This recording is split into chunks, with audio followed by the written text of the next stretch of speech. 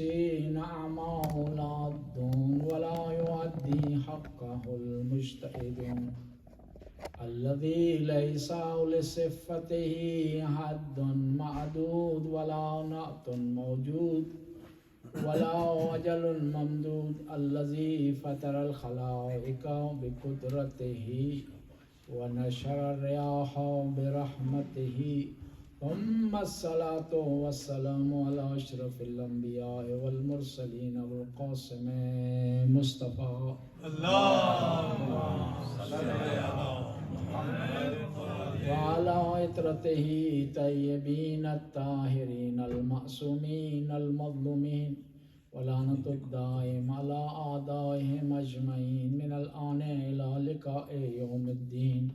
قال رسول الله صلى الله عليه وآله وسلم إن الله جعل ذرية كل نبي في صلبه وجعل ذريته في صلب علي بن أبي طالب صلى الله عليه وسلم. اللهم صل على محمد اللہ کے پاک نبی کا ارشاد ہوتا ہے کہ خدا نے ہر نبی کی اولاد کو، اس کی عطرت کو، اس کی ذریت کو اس کے اپنے صلب میں قرار دیا، لیکن میری ذریت، میری نسل کو، میری عطرت کو علی کے صلب میں قرار دیا۔ کسی انسان کی پرسنالٹی کے بارے میں اگر آپ نے جاننا ہے، اس کی معرفت حاصل کرنی ہے، اس کی جانکاری کرنی ہے، تو اس کے 3 طریقے ہیں اس کی شخصیت کو آپ جان سکتے ہیں۔ پہلا طریقہ یہ ہے کہ آپ اس کے حسب و نسب کی طرف دیکھیں، اس کی وراثت کی طرف دیکھیں۔ دوسرا ہے وہ کس ماحول میں پلا بڑھا۔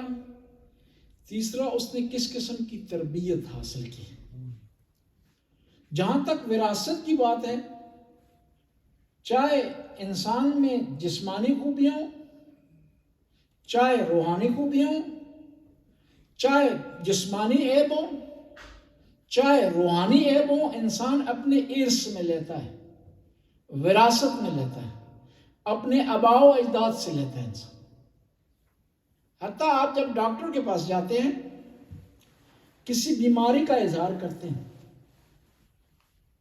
کسی مشکل کا اظہار کرتے ہیں، تو ڈاکٹر کا پہلا سوال یہ ہوتا ہے کہ کیا یہ بیماری آپ کے کسی بڑے میں، رشتہ دار میں، والدین میں، ماں میں، باپ میں تو نہیں پائی جاتی؟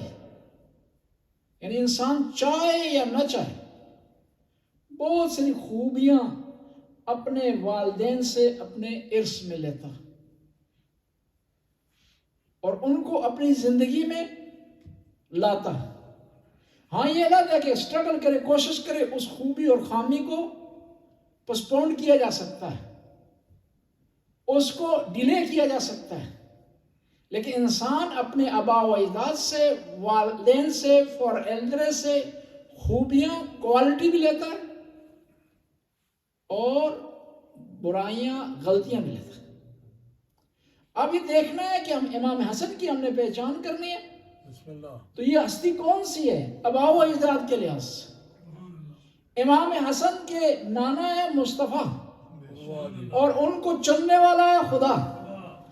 حسن کے نانا ہے شمس، حسن کے نانا ہے مزمل، مدثر، طٰہٰ، یاسین، اور خدا نے اتنا پیار کیا کہ نام سے نہیں پکارا، کبھی یا ایھا الرسول کہہ رہا ہے، کبھی یا نبی کہہ رہا ہے، کبھی مزمل کہہ رہا ہے، کبھی طٰہٰ کہہ رہا ہے۔ جس طرح ایک ماں اپنے بچے سے پیار کرتی ہے تو بعض اوقات اس کا نام نہیں لیتی، اس کی خصوصیات کو بیان کرتی ہے۔ ہمارے نبی باہر نکلے تو خدا نے کہا والشمس والضحیٰ، چادر اوڑھی تو کیا کہا؟ یا ایھا المزمل۔ جب چادر اوڑھنے کے بعد سمیٹنے کی کوشش کی، کہا یا ایھا المدثر۔ اور اتنا پیار حسن کے نانا سے خدا کو کہ حکم دے رہا ہے تو مقام اور عہدے سے بلا رہا ہے۔ کیا کہہ رہا ہے؟ یا ایھا النبی، یا ایھا الرسول، مقام اور پوسٹ اور منصب سے پکارا جا رہا ہے۔ کس لیے؟ احترام دینے کے لیے۔ حالانکہ آدم کا جب لفظ آتا ہے یا آدم اسکن، اے آدم نام لیا جا رہا ہے، نبی نہیں کہا جا رہا ہے، خلیفت اللہ نہیں کہا جا رہا ہے، یا نوح کا لفظ استعمال ہو رہا ہے. لیکن جب حسن کے جد امجد کی بات آتی ہے تو خدا پوسٹ سے، مقام سے اور منصب سے پکار. بعض اوقات لوگ سوال کرتے ہیں کہ امام حسن کو نبی کا بیٹا کیوں کہا جاتا ہے؟ جی میں جواب دوں گا، ہم سے کیوں سوال کرتے ہو؟ اللہ سے سوال کرو. اس نے کہا ہے حسن کو نبی کا بیٹا. کہاں کہا ہے؟ مباہلہ کے میدان میں. قل تعالوا ندعو ابناءنا وابناءکم ونساءنا ونساءکم وانفسنا وانفسکم. کہتے ہیں اس وقت جب یہ مباہلہ کا میدان سجا، اس وقت پیغمبر کا سگا بیٹا، حقیقی بیٹا ابراہیم زندہ تھے. وہ زندہ تھے اور ابراہیم اتنی منزل پر فائز ہیں کہ پیغمبر ارشاد فرماتے ہیں لو عاش ابراہیم لکان صدیقا نبیا. لیکن مباہلہ کے میدان میں نہیں لائے. سوال ہو سکتا ہے نا کہ اللہ کے رسول ابراہیم کو کیوں نہیں لے کر آئے میدان میں، حسن اور حسین کو لے کر آئے ہیں. وہاں تو سوال ہو رہا ہے ابنا کا لفظ، بیٹوں کو لے آئے، فرزندان کو لے کر آئے. ابراہیم کو کیوں نہیں لے کر آئے؟ کیونکہ محمد مصطفیٰ کی دو حیثیتیں ہیں، ایک ہے محمد بن عبداللہ، ایک ہے رسول اللہ. بسم اللہ. یہاں پر محمد بن عبداللہ کے بیٹوں نے نہیں آنا تھا، رسول اللہ کے بیٹوں نے آنا تھا. کیا ہے؟ نبوت کے بیٹوں نے آنا تھا. اس لیے مباہلہ کے میدان میں نبوت کے بیٹے آئے. اب سوال ہی پیدا ہوتا ہے کہ یہ اس میں کیا فلسفہ ہے کہ ولادت امام علی کے ہاں ہوئی ہے، بیٹے پیغمبر کے ہیں؟ اس میں بھی فلسفہ ہے، کیونکہ گزشتہ انبیاء کے بعض درجات اور مقامات میں سے یہ تھا کہ نبی بھی بیٹا ہے، نبی بھی جو ہے وہ جو ہے خود بھی نبی ہے، بیٹا بھی نبی ہے. یہ ایک مقام ہے. بے شک بے شک. یعقوب اور یوسف، ابراہیم و اسحاق کیا ہے؟ باپ بھی بیٹا، نبی بھی بیٹا. یہ اگر پیغمبر کی ولادت ہوتی تو نبی بننا تھا، اور نبوت کا سلسلہ رک گیا تھا. اس لیے خدا نے عظمت دی. ولادت امام علی کے ہاں ہوئی، نبی کے بیٹے کے نام. جس طرح ولادت اس طرح ولادت جو ام البنین کے ہاں ہوئی ہے، غازی عباس بیٹے کے لائے فاطمہ الزہرا کی. کیونکہ فاطمہ الزہرا کے اگر بیٹے ہوتے تو امام بننا تھا. خدا نے امام بنانا نہیں تھا لیکن عظمت دینی تھی. کہاں ولادت ہوئی؟ ام البنین کیا؟ بی بی فاطمہ کے بیٹے کے لائے. پس امام حسن کو خدا نے وہ عظمت دی ہے. نانا کتنے بلند مرتبے پر فائز ہیں، اور بابا کہاں ہے؟ علی مرتضی، کہ جن کی ضربت کی خدا قسم اٹھا رہا ہے. اتنا بلند مرتبہ ہے کہ پیغمبر ارشاد فرماتے ہیں ضربت علی یوم الخندق افضل من عبادت الثقلین، کہ علی کی خندق کے دن کی ضربت ثقلین کی عبادت سے افضل. یعنی جن و انس کی عبادت ایک سائڈ پر، علی کی ایک ضربت ایک سائڈ پر. پھر فاطمہ کون ہے؟ پھر مادر کون ہے؟ والدہ کون ہے؟ فاطمہ الزہرا ہے. پھر نانی کون ہے؟ خدیجہ الکبریٰ ہے. کہ اگر وہ نہ ہوتی، اسلام کے راستے میں مال خرچ نہ کرتی، اپنا سب کچھ اسلام کے لیے لوٹاتی، تو اسلام نے ترقی نہیں کرنی تھی. بس حسن کی پہچان کرنی ہے تو ان ہستیوں سے پہچان آپ کر سکتے ہیں. پھر کون ہے چچا؟ کون ہے؟ جعفر طیار. پیغمبر فرماتے ہیں کہ جعفر طیار کو خدا نے جنت میں وہ پر دیے ہیں جن پروں کی وجہ سے وہ پرواز کرتے ہیں، اس لیے طیار کہلائے کہ اڑنے والے، پرواز کرنے والے. پھر کون ہے؟ والد کے چچا کون ہے؟ سید الشہداء حمزہ سید الشہداء. خدا نے عظیم مقام عطا فرمایا حمزہ کو کہ پہلے سید الشہداء اسلام کے حمزہ ہیں. یہ کون ہے؟ یہ امام حسن کے والد گرامی کے چچا ہیں. اور امام حسن کے دادا کون ہیں؟ جو پیغمبر کے لیے سہارا بنے. ان کی گود کو خدا نے اپنی گود قرار دیا کہ اے نبی، ہم نے تجھے یتیم پایا اور تمہیں گود عطا کی. گود ابو طالب کی ہے، خدا یہ کہہ رہا ہے گود نے عطا کی ہے. یہ امام حسن کا مقام اپنے آبا و اجداد کے حوالے سے. اور امام حسن کا شجرہ ملتا ہے عبد المطلب سے. سید البطحاء وہ ہیں کہ خدا پر اتنا یقین ہے کہ ابرا آتا ہے، آ کر کے ان کے اونٹ چرا لیتا ہے، اور اس کا مطالبہ یہ ہوتا ہے کہ عبد المطلب آئیں، مجھ سے ڈائلاگ کریں، مجھ سے سمجھوتا کریں، مجھ سے بات چیت کریں، کمپرومائز کریں، تاکہ میں خانہ کعبہ پہ حملے سے منصرف ہو جاؤں، حملے سے میں پیچھے ہٹ جاؤں، وڈرا کر جاؤں. جاتے ہیں اس کے پاس، اسے کہتے ہیں میرے اونٹ تو نے کیوں چرائے ہیں؟ تو کہتا ہے افسوس کی بات ہے، میں سمجھا تھا کہ آپ آئے ہیں اس حوالے سے کہ مجھے آپ منع کریں گے کہ خانہ کعبہ پہ حملہ کروں، آپ تو اپنے اونٹوں کے سلسلے میں آئے ہیں. فرمانے لگے انا رب الابل ولبیت رب، میں جو ہے اونٹوں کا مالک ہوں، ان کا خیال رکھنا میرے ذمہ ہے، لیکن اس گھر کا ایک پروردگار ہے، ایک رب ہے جو اس گھر کی خود حفاظت کر سکتا ہے. بس کون ہے عبد المطلب، اور کس کا شجرہ ملتا ہے حضرت عبد المطلب سے؟ امام حسن علیہ السلام. اور ان کے جد بزرگ ہیں ہاشم. اور ان کا کیا کام تھا؟ ان کو خدا نے کیا مرتبہ دیا کہ وہ حاجیوں کی خدمت کرتے تھے، وہ حاجیوں کی خدمت میں رہتے تھے، اور سخاوت کے حوالے سے وہ پورے عرب میں مشہور تھے. بس امام حسن کو اگر آپ نے پہچاننا ہے تو ان کے آبا و اجداد کے حوالے سے پہچانیں گے اس مرتبے پر فائز. اور پھر پیغمبر ارشاد فرماتے ہیں کہ خدا نے میری اولاد کو علی کے صلب میں قرار دیا ہے. دوسرے انبیاء کی اولاد، ان کی عطرت، ان کی ضروریت ان کے اپنے اسلاب میں ہے، اور اس لیے پیغمبر ارشاد فرماتے ہیں کہ ابنی ھذا سید، کہ میرا یہ بیٹا حسن سید ہے، سردار ہے.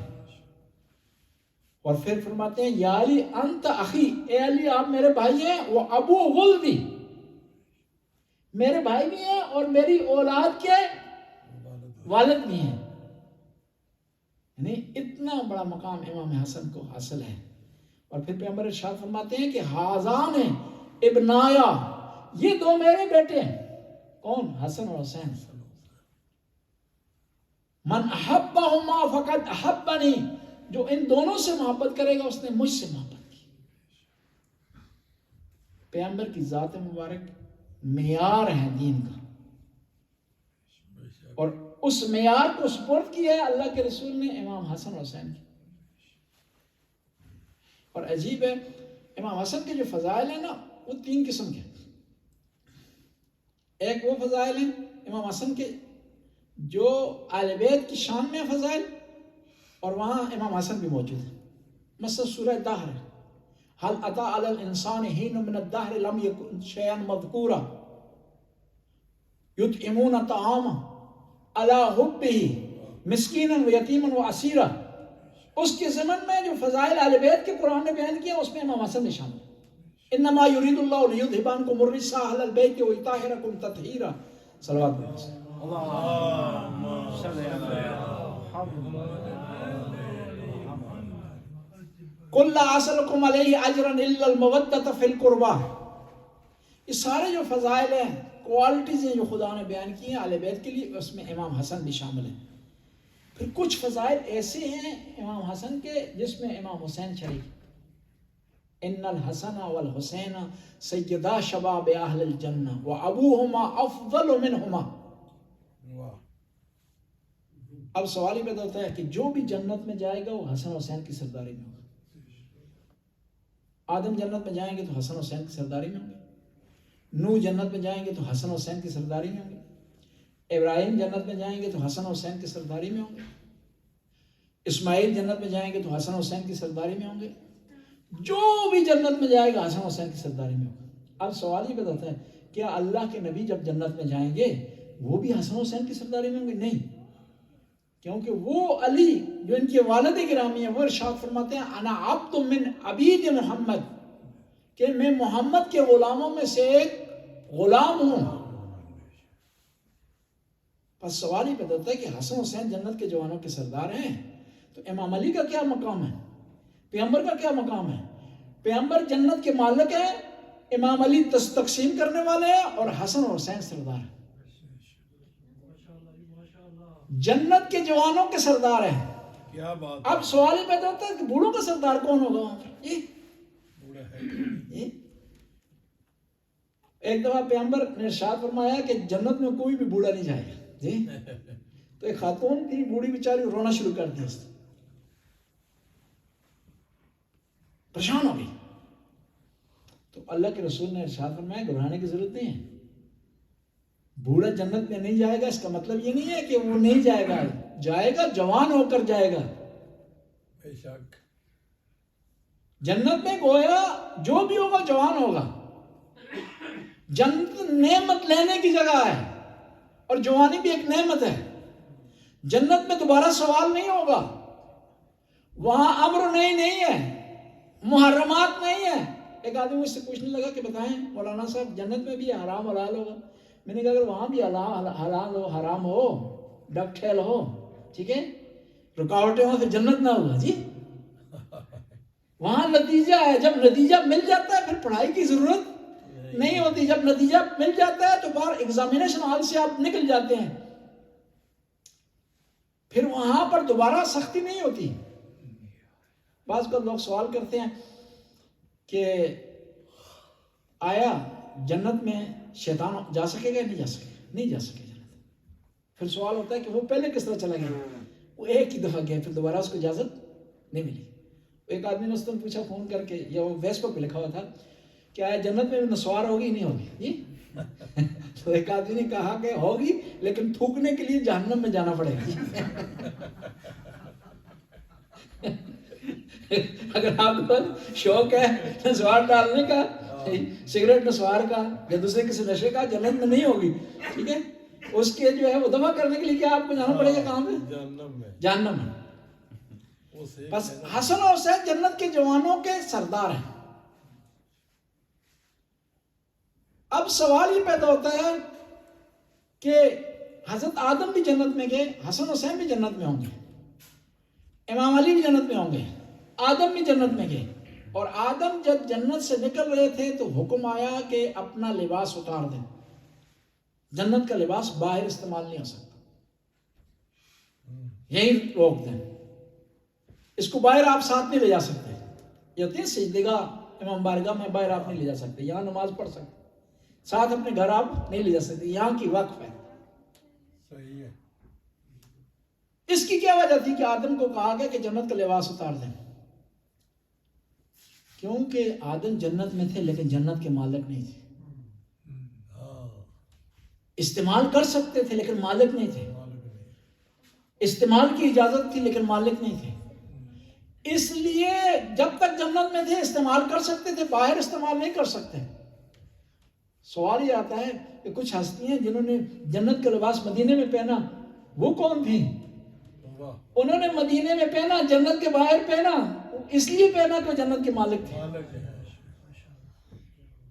بلکہ وہ خود انہوں نے لیا بھی نہیں۔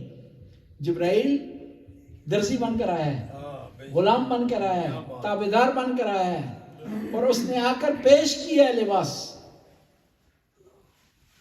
عید کا دن تھا، دو واقعات عید سے متعلق بہت مشہور ہیں۔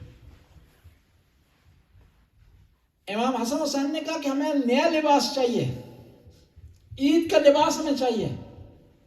بی بی نے نہیں کہا کہ لباس تمہارے پاس نہیں ہے، ہم تیار نہیں کر سکتے، ہم پرووائڈ نہیں کر سکتے، بلکہ یہ کہا کہ آپ کا لباس درزی کے پاس۔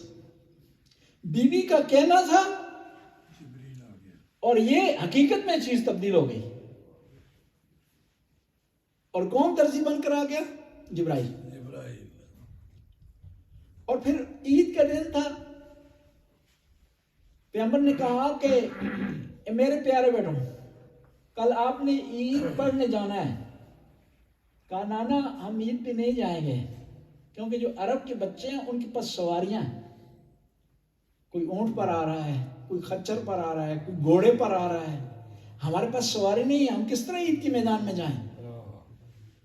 کہا کہ میں تمہاری سواری بنوں گا اور تمہیں سواری ان کی سواریوں سے بہتر ملے گی. پھر کہا یا نانا ان کی سواریاں آواز دیتی ہیں. گھوڑا ہے وہ اپنی آواز دیتا ہے, اونٹ اپنی آواز میں بولتا ہے, ہماری سواری تو بولے گی نہیں. تو پیغمبر نے کہا گھبرانے کی ضرورت نہیں, تمہاری آواز سوار جو ہے آواز دے گی, لیکن اس کی آواز اللہ کی آواز ہوگی. وما ينطق عن الهوى ان هو الا وحی یوحی. یہ وہ سواری ہے جو خدا کے حکم سے بولے گی. پھر کہا کہ ان کی سواریوں کی لگامیں ہیں, کنٹرول ہے ان کی سواریوں کا.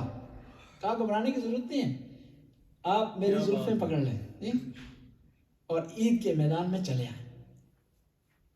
حسن اور حسین کے بہت زیادہ ایسے فضائل ہیں جو مشترک ہیں, ایک جیسے ہیں. یعنی ایک حدیث میں پیغمبر نے دونوں کا تذکرہ کیا ہے.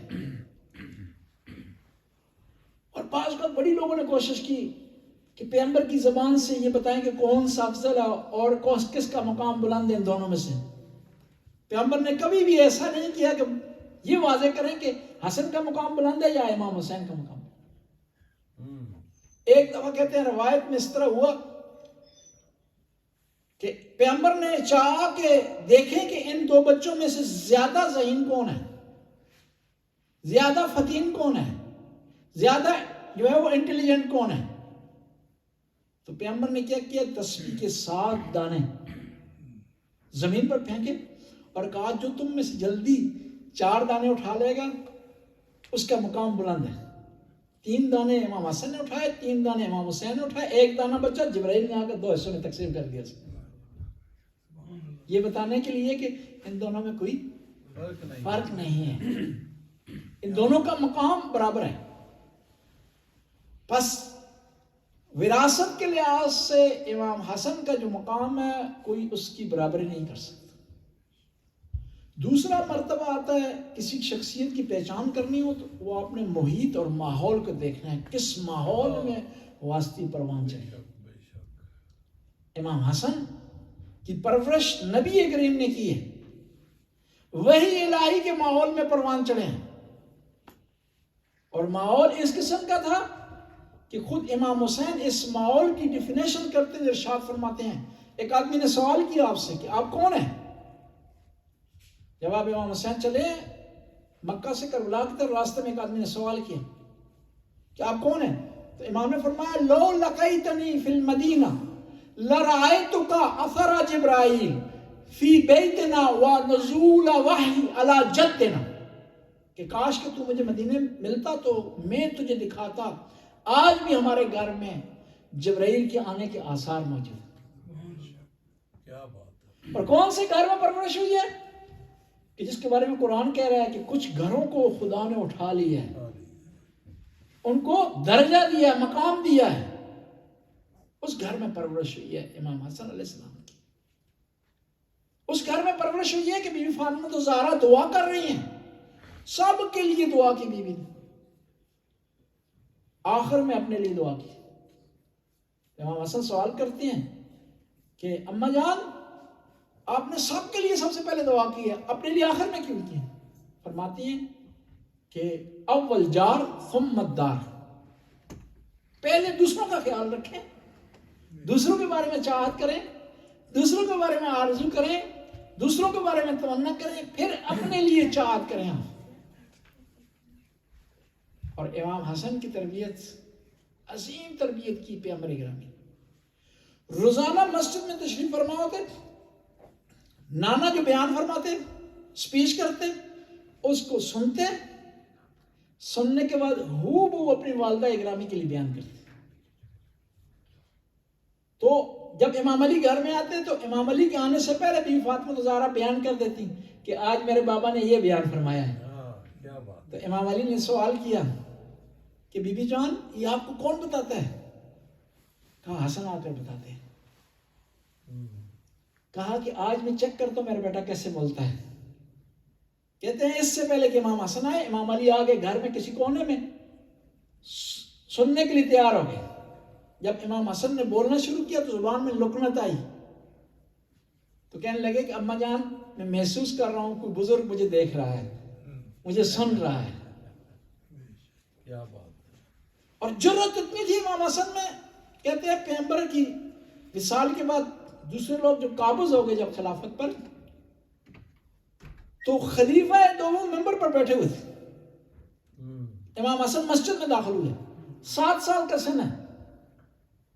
دیکھتے ہوئے کہا کہ میرے نانا کے ممبر سے نیچے اتر جاؤ، اپنے نانا کے ممبر پر جا کر بیٹھو.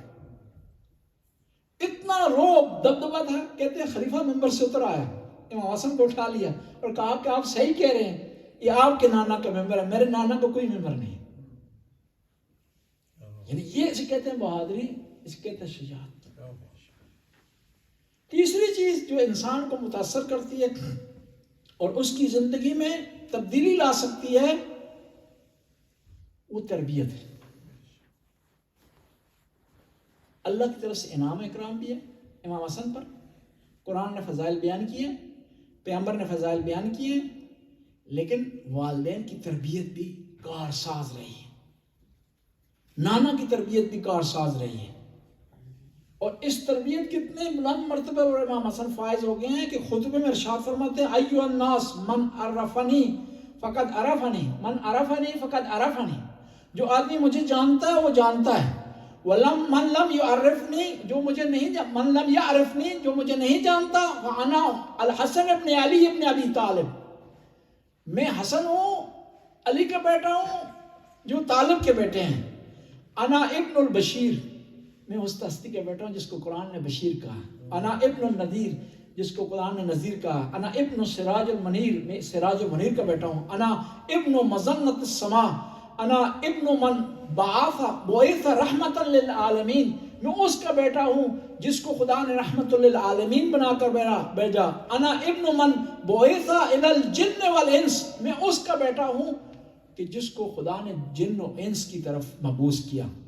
انا ابن من قاتلت معه الملائکۃ، میں اس کا بیٹا ہوں جب میدان میں اترتا تھا تو ملائکہ اس کے ساتھ میدان میں اتر جاتے تھے. انا ابن من جعلت له الارض مسجدا وطہورا، میں اس کا بیٹا ہوں کہ خدا نے جس کے لیے زمین کو سجدہ کرنے کے لیے اور طہارت کی جگہ قرار دیا. انا ابن من اذهب اللہ عنہم الرجس وطہرہم تطہیرا. صلوات اللہ. اللہم صلی علی محمد کہ میں اس کا بیٹا ہوں جس کی طہارت کی گواہی قرآن نے دی. تربیت کے حوالے سے انسان کی سزا اور جزا کا معیار بعض کا تربیت بنتا ہے، اور یہ جو تربیت ہے اولاد کی، یہ وراثت پر حاوی ہو جاتی ہے. یہ تربیت کی اولاد کی جو تربیت ہے یہ بعض کا نسل کو تبدیل کر دیتی ہے، شجرے کو تبدیل کر دیتی ہے. محمد بیٹا ہے کس کا جی؟ خلیفہ اول کا، یہ حضرت ابوبکر کا. لیکن علیہ السلام ارشاد فرماتے ہیں محمد ابنی من صلب ابی بکر، کس کی وجہ سے؟ تربیت کی وجہ سے. اور اس کے مقابلے میں نبی کا بیٹا ہے نوح کا، اس کی نسل صحیح ہے، وراثت صحیح ہے، لیکن تربیت ماں کی اچھی نہیں ہوئی تو قرآن کیا کہہ رہا ہے کہ وہ نبی کا بیٹا ہے ہی نہیں. انہو لیس من اہلک. بس اگر آپ چاہتے ہیں کہ آپ کی اولاد نیک اور صالح ہو جائے اور خدا کی رحمتیں آپ پر نازل ہوں، آل بیت کی نگاہ آپ پر رہے، تو اولاد کی تربیت کریں. اولاد کی تربیت کریں گے، اس دنیا میں بھی آپ کو سکھ ملے گا اور آخرت میں سکھ ملے گا. حضرت عیسیٰ علیہ السلام قبرستان سے گزر رہے تھے، کہا جلدی سے قبرستان سے گزر جاؤ.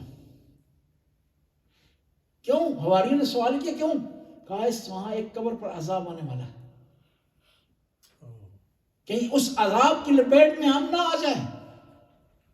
جلدی سے گزر گئے. واپسی پر کہا کہ قبر پر رک کر جائیں، فاتحہ پڑھنی ہے ہم نے. تو حواریوں نے سوال کیا، جاتے ہوئے آپ نے کہا کہ جلدی سے گزر جائیں، اب واپسی پر آپ کہہ رہے ہیں رک جائیں، کیا وجہ ہے؟ کہا قبر پر عذاب آنے والا تھا، لیکن اسی صاحب قبر کا بیٹا مسجد میں گیا ہے، اس نے کہا بسم اللہ الرحمن الرحیم، تو خدا نے کہا ہے کہ کیسے ہو سکتا ہے جس کا بیٹا مجھے رحمان اور رحیم کہے میں اس کو عذاب دوں، واہ جس کا بیٹا مجھے رحمت کا لقب دے میں اسے عذاب دوں۔ کہتے ہیں انسان جب دنیا سے چلا جاتا ہے 3 چیزیں اس کے بعد جانے کے بعد بھی اسے کام آ سکتی ہیں قبر میں۔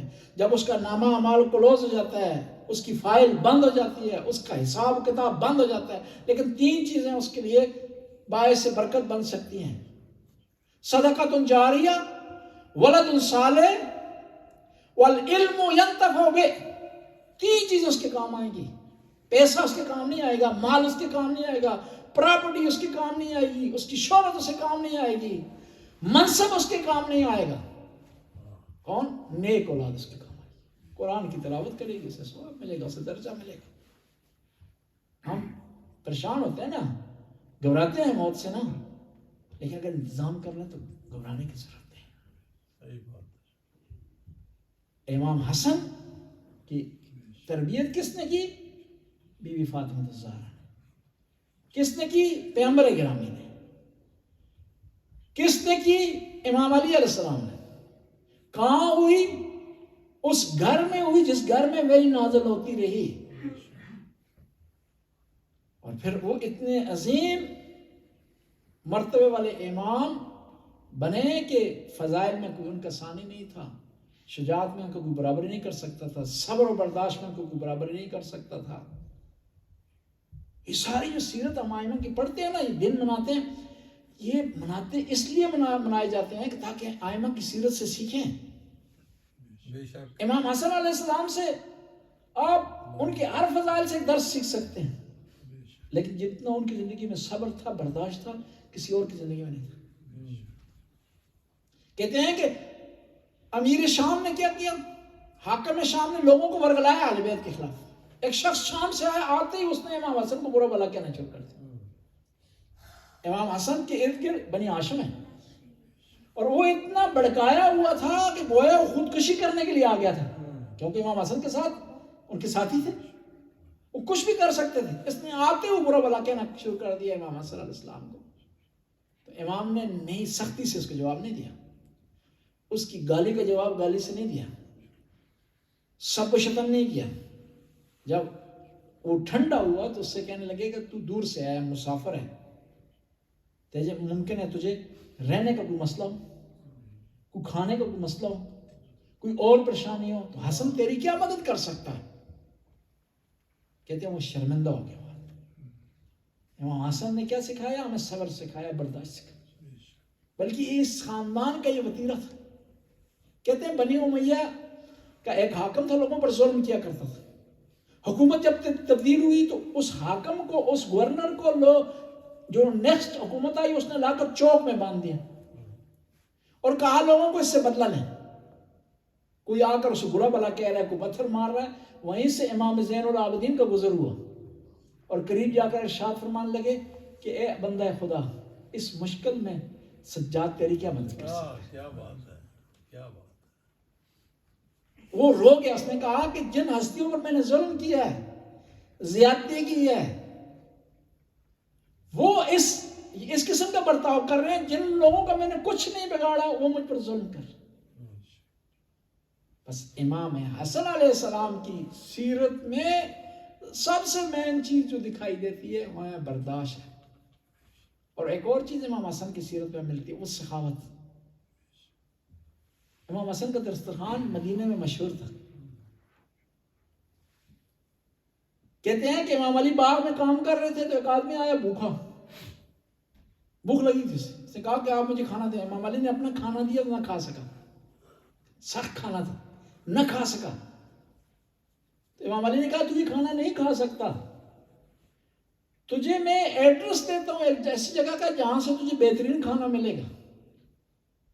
کہتے ہیں وہ شخص آیا، اس نے کھانا کھایا اور کھانا کھانے کے بعد کچھ کھانا اٹھانے لگا ساتھ لے جانے کے لیے۔ تو امام حسن نے سوال کیا کس لیے لے جا رہا ہے؟ اگر کھانا ہے تو اور کھا رہا ہے، کوئی مسئلہ نہیں ہے۔ کہا نہیں، میں نے باغ میں ایک آدمی دیکھا، اس کے پاس کھانا تھا لیکن وہ کھانے کے قابل نہیں تھا، اس کے لیے لے جا رہا ہوں۔ امام حسن نے کہا اس کے لیے لے جانے کی ضرورت نہیں ہے، نہیں، یہ دسترخوان انہی کا ہے، لیکن اپنے لیے سختی برداشت کرتے ہیں اللہ کی مخلوق کے لیے آسانی کیا کرتا ہے. بات ہے، کیا بات امام زین العابدین رات کی تاریکی میں نقاب اوڑھ کر ہے. محمد لوگوں کے لیے انتظام کرتے تھے.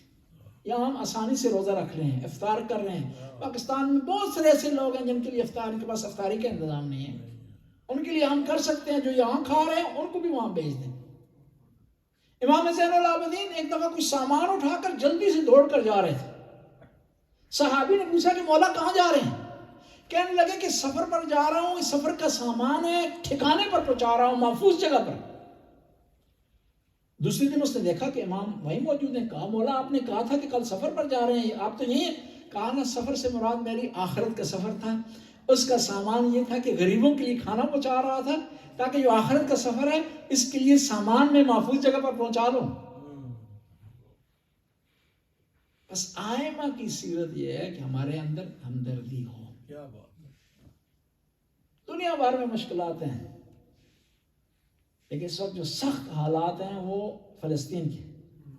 بے شک. غربت ہے، روزہ ہے، سختی ہے، لوگوں کے پاس گھر بار نہیں ہے، بھوک افلاس سے لوگ مشکلات کا شکار ہیں. پھر ظالم وہاں پر بمباری کر روزے کی حالت میں لوگوں کو شہید کر.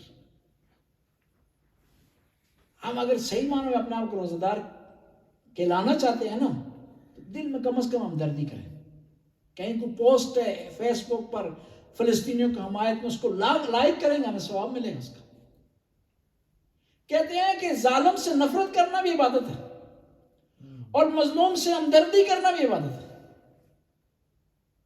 ہم یہاں امام حسن کی خوشی میں نہ رہے ہیں.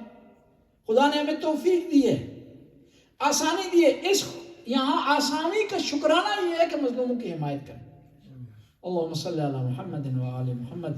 یا علیم و یا علیم و یا غفور و یا رحیم. خدا اس قلیل سی عبادت کو قبول و منظور فرما، ہمارے گناہوں سے درگزر فرما، نیک کام کرنے کی توفیق عطا فرما، برائیوں سے محفوظ رہنے کی توفیق عطا فرما. زمانے کے امام کے ظہور میں تعجیل فرما، ہمیں امام کے انصار میں سے قرار دے. خدایا جس بانی مجلس کی توفیقات میں اضافہ فرما، آج اسلم صاحب کی توفیقات میں اضافہ فرما، رزق میں وسعت عطا فرما، ان کی اولاد کو نیک اور صالح بنا، ان کو ترقی عطا فرما. یا اللہ تو غفور رہے ہیں، ان کی مرحومین کی مغفرت فرما. یا اللہ حاضرین کی توفیقات میں اضافہ فرما، رزق میں وسعت عطا فرما، اولاد کو نیک اور صالح بنا. خدایا زمانے کے امام کے ظہور میں تعجیل فرما، ہمیں امام کے انصار میں سے قرار دے. ربنا آتنا فی الدنیا حسنہ وفی الآخرۃ حسنہ وقنا عذاب النار. اللہم صلی